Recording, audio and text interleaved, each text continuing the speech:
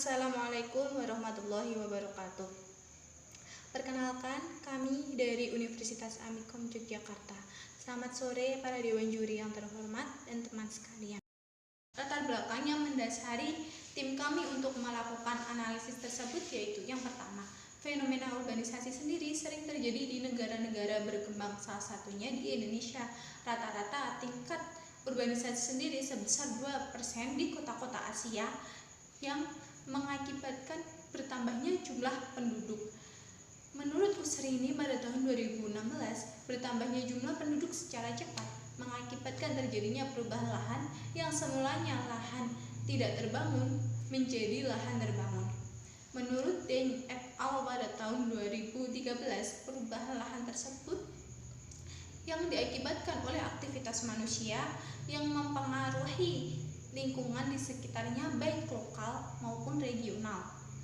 Menurut Ninglung dan Narulita pada tahun 2018, kenaikan suhu permukaan tanah yang disebabkan oleh perubahan lahan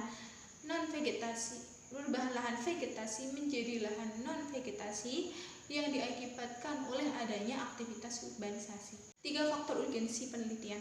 Yang pertama, suhu permukaan tanah semakin meningkat. Yang kedua, vegetasi. Vegetasi merupakan paru-paru dunia yang akan semakin berkurang seiringnya perubahan lahan. Yang ketiga, urbanisasi. Perkembangan sebuah kota yang tidak mempertimbangkan faktor ekologi dan manfaat. Mengetahui dinamika perubahan kerapatan vegetasi dan suhu permukaan tanah. Yang kedua, mengkorelasi perubahan kerapatan vegetasi dan suhu permukaan tanah. Yang ketiga, mengkaji hasil perubahan kerapatan vegetasi dan dampaknya berupa urban heat island. Yang keempat, memberikan rekomendasi terhadap fenomena urban heat island. Tinjauan pustaka. Menurut Nadira et al. Pada tahun 2019 yang melakukan penelitian di daerah Cikarang Utara tentang hubungan NDVI dan LST yang menggunakan citra Landsat 5, 7, dan 8 dengan tahun 2007, 2017, dan 2018 yang menghasilkan korelasi negatif. Sedangkan Naf dan Hernawati juga melakukan penelitian yang sama di Kota Bandung menggunakan algoritma SAVI tentang hubungan NDVI dan LST yang membuahkan hasil korelasi yang negatif. Metode penelitian. Kami menggunakan metode yang pertama yaitu pengumpulan data. Data-data tersebut kami dapatkan dari citra satelit hasil rekaman citra Landsat 5, 7, dan 8 yang didapat dari Google Earth Engine dan menggunakan peta RBI dengan skala 1:20.000 yang bersumber dari BIG. Bahan utama yang digunakan dalam penelitian ini berasal dari perekaman citra satelit Landsat 5, 7, dan 8 yang masing-masing generasi satelit tersebut memiliki karakteristik yang berbeda-beda.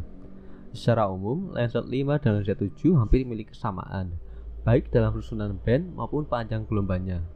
Perbedaan mendasar dari kedua Landsat tersebut adalah jumlah band yang terdapat pada Landsat 7, di mana Landsat 7 memiliki tambahan band pankromatik, sedangkan pada Landsat 5 tidak terdapat saluran band tersebut. Perubahan besar terjadi pada Landsat 8, di mana terdapat tambahan band aerosol, cirrus, dan juga thermal infrared 2.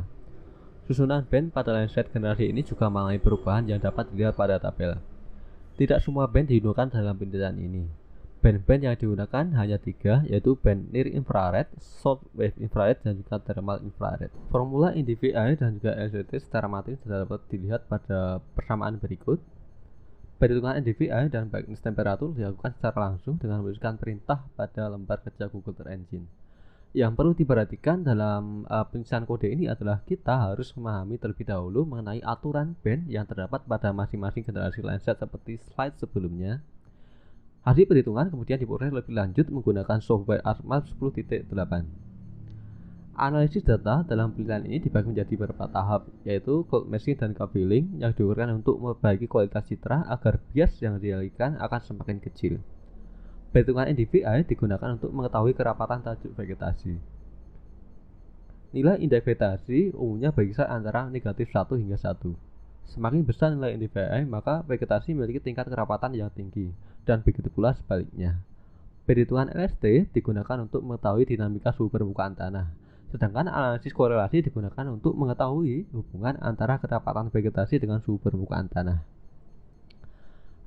Berikut ini merupakan grafik dinamika perubahan nilai NDVI dari tahun 2001 hingga 2019. Hasil perhitungan menunjukkan bahwa adanya penurunan rata-rata nilai indeks vegetasi pada setiap tahunnya. Dalam rentang waktu tersebut, nilai NDVI turun sebesar 0,02. Nilai ini berimbas pada kelas kerapatan vegetasi sangat rapat yang turun sebesar 34% dari tahun 2001.